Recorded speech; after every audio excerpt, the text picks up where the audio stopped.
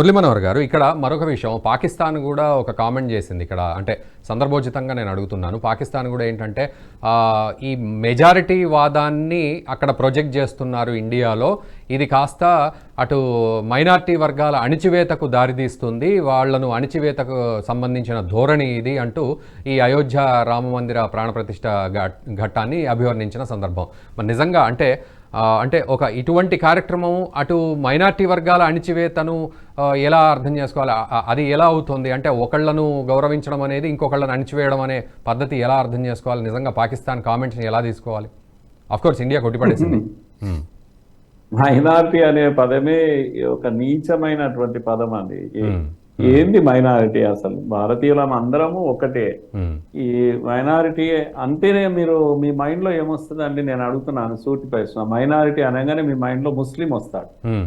Minority అనగానే మీ mind లో ఒక పార్సీ రాడు, లేకపోతే ఇంకెవరో చిన్న చిన్న జాతులు ఉన్నాయండి, అవి ఏవి రావు మీ మైండ్ లో. ముస్లిం వస్తాడు.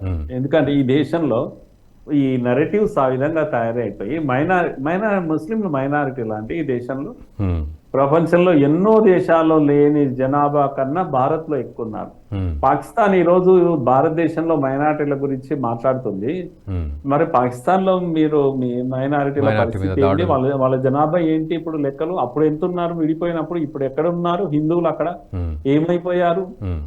సిగ్గు, లజ్జ లాంటివి అన్ని వదిలేసిన వాళ్ళు ఇట్లాగే మాట్లాడుతుంటారు. ఇక వాడిని అడిగేవాడు కూడా ఈ దేశంలో లేడు. పాకిస్తాన్ లో రోల్ మోడల్ కూడా చూపించే వాళ్ళు ఉన్నారు ఈ దేశంలో.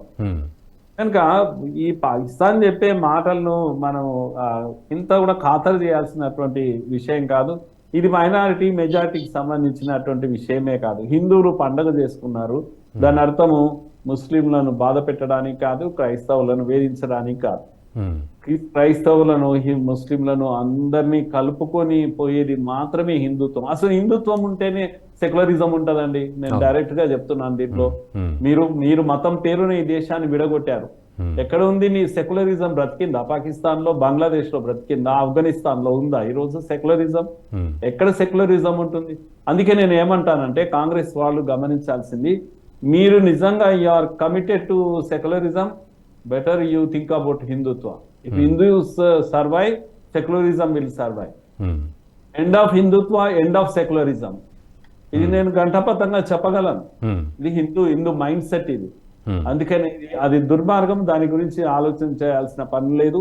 భారతీయుడి ఆత్మగౌరవం ప్రతిష్ఠించిన రోజు 22nd అనేది మళ్ళా జీవితంలో హిందూ అనేవాడు మర్చిపోలేడు. దీంతో తీసుకున్నటువంటి ఒక స్టాండ్ కారణంగా నేను ఇంతకుముందు చెప్తూ నేను ఆపోయానండి. ఒక 6 రాష్ట్రాల్లో ఈరోజు ప్రభుత్వాలు కదిలిపోయాయి.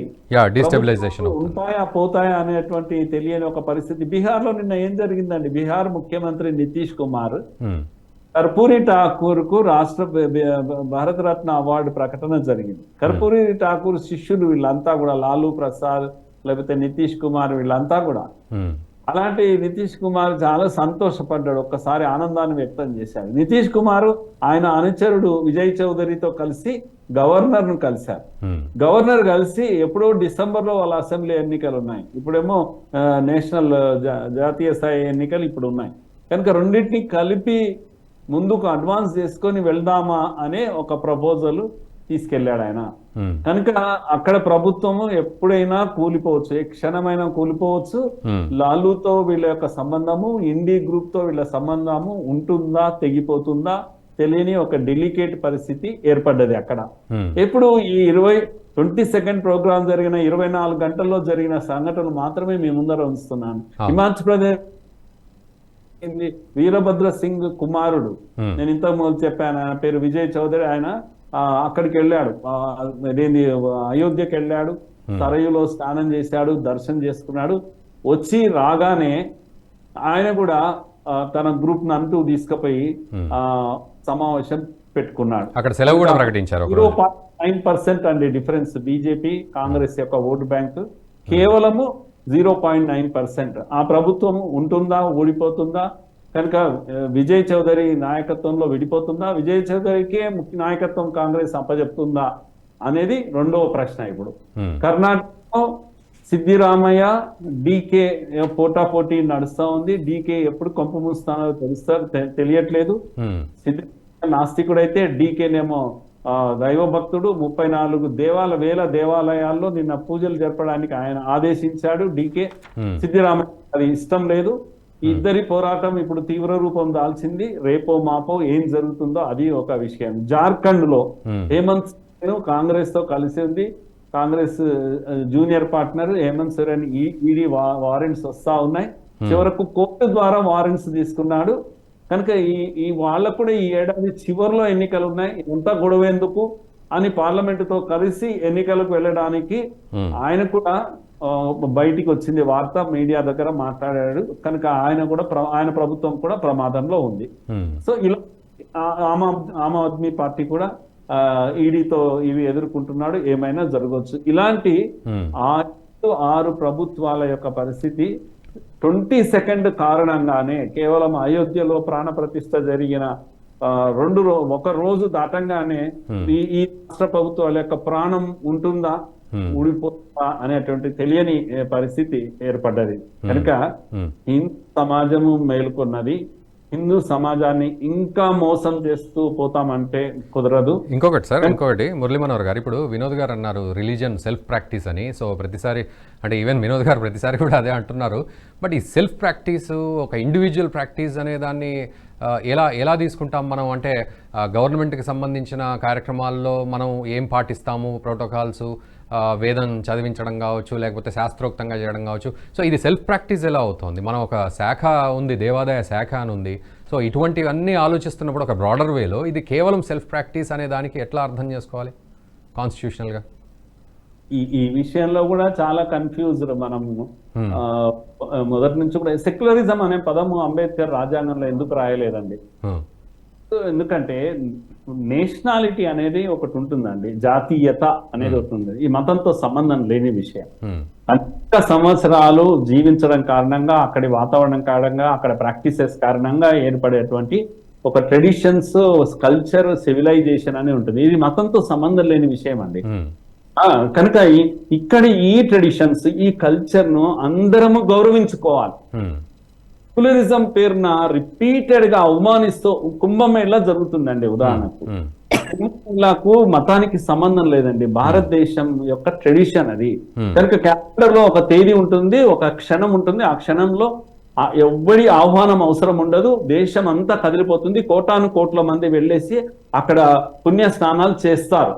మీరు అంటారా లేకపోతే మతాతీతం అంటారా, మీరు ఏమంటారో అనండి. దీనికి ఎవడి ఇన్విటేషన్ అవసరం లేదు. ఈ దేశం యొక్క ట్రెడిషన్ ఇది, ఈ దేశం యొక్క కల్చర్ ఇది. దీన్ని నేను కల్చరల్ నేషనలిజం అని అంటున్నాను. కానీ ఇక్కడ మోడీ వెళ్ళాడు అనుకోండి, దుర్మార్గం అవుతుందండి. దేశ ప్రజలందరూ చేస్తున్నటువంటి ఒక ట్రెడిషన్ ను గౌరవిస్తే దుర్మార్గం ఎందుకు అవుతుందండి? ప్రధానమంత్రి వెళ్ళకూడదు. ఇది ప్రధానమంత్రి వెళ్ళాడు కనుకనే ఇది రాజకీయం అయిపోయింది కదా. ఇప్పుడు ప్రధానమంత్రిని వాళ్ళు పిలుచుకున్నారు. ధర్మ సంస్థ అనేది ఒకటి ఉందండి. ఇది బీజేపీ కార్యక్రమం కాదు. రిపీటెడ్ గా పొరపాటు చేస్తూ రిపీటెడ్ గా ఒక విషయాన్ని మళ్ళీ మళ్ళీ అనడం వల్ల దీన్ని ఏం చేస్తున్నారంటే, మోడీ, బీజేపీ, అయోధ్య దుర్మార్గం ఇది. ఇది హిందూ సమాజం యొక్క కార్యక్రమం, భారతీయుల కార్యక్రమం ఇది.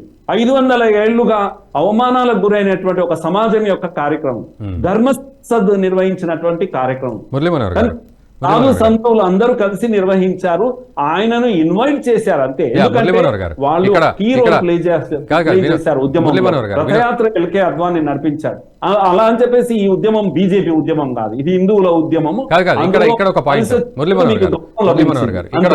ఇక్కడ ఒక పాయింట్ అంటే వినోద్ గారు దానికి ఆల్రెడీ అన్నారు. ఏమిటి అంటే, అదేదో ఆచార్యుల వారి ఆధ్వర్యంలో గనక ఈ కార్యక్రమం జరుగుంటే సాంప్రదాయబద్ధంగా శాస్త్రోక్తంగా జరిగింది కాబట్టి కాంగ్రెస్ పార్టీ, అటు సోనియా గాంధీ కావచ్చు, రాహుల్ గాంధీ కావచ్చు, మల్లికార్జున ఖర్గే గారు కావచ్చు, అందరూ వచ్చేవాళ్ళు. కానీ ఇక్కడ ప్రధాని మోదీ ఆధ్వర్యంలో చేసుకున్న కార్యక్రమం, అందుకే బీజేపీ అండ్ ఆర్ఎస్ఎస్ అంటున్నారు అనే ఒక మాట అన్నారు వారు. అవును, ఏ పూజ అయినా మన దేశంలో అయ్యగారు ఇస్తారండి. 25 ఏళ్ల యంగ్ బాయ్, బహుశా మన సౌత్ ఇండియన్, ఆయన పూజ నిర్వహించారు. ఆయన చెప్పింది చేయడమే ఈయన పని. ఈయన అధిపతిగా ఏమంటాము, అధ్యక్షుడుగా, సభాధ్యక్షుడు అని అంటాము. అలాంటి ప్లేస్ లో ఆయన కూర్చుంటాడు అంతే. కానీ నిర్వహించేది అయ్యగారు మాత్రమే. మీ ఇంట్లో మీరు కూర్చుంటారండి, మీరు అధ్యక్ష స్థానంలో మీరు కూర్చుంటారు, పీటల పైన మీ వైఫ్ అండ్ హస్బెండ్ కూర్చుంటారు. పూజారి కదా నిర్వహించేది. ధర్మ సంసద్ పూజారిని నిర్వహించి, పూజారిని అపాయింట్ చేసి అక్కడ పూజలు నిర్వహించి ఆ కార్యక్రమానికి అధ్యక్షత వహించడానికి 140 కోట్ల మంది ప్రతినిధిగా మాత్రమే మోడీ అక్కడ పాల్గొన్నాడు. ఇక అంత ఏడిపెందుకు, బాధెందుకు? అందరికీ అక్షంతలు పంపించింది, కులం మతం లేకుండా అందరినీ పంపించింది, అందరినీ ఆహ్వానించింది. అలాగే మిమ్మల్ని కూడా ఈ వీడియో మీకు నచ్చినట్టయితే లైక్ చేయండి, 10 మందికి షేర్ చేయండి. అలాగే కామెంట్ల రూపంలో మీ అభిప్రాయాలను మాతో పంచుకోండి. Nationalist hub group of channels ను సబ్స్క్రైబ్ చేసుకుని తెలుగునాట జాతీయవాద జర్నలిజాన్ని ప్రోత్సహించండి. ఈ వీడియో కింద ఉన్న బెల్ ఐకాన్ పై క్లిక్ చేయడం మర్చిపోవద్దు.